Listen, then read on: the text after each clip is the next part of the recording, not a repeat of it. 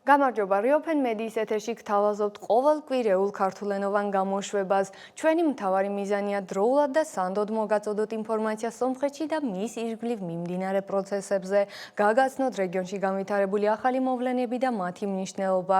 ჩვენ მუშაობ სომხეთის რესპუბლიკისთვის, ხოლო ქართულენოვან აუდიტორიას ვაზრდით სრულ ყოფილ სურათს მიმდინარე რეალობის შესახებ.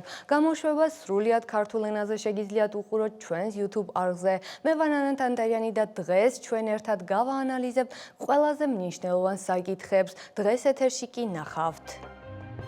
საქართველოსა და სომხეთის პრეზიდენტების მაღალი დონის შეხვედრები თბილისში, სტრატეგიული პარტნიორობის გაუმავება.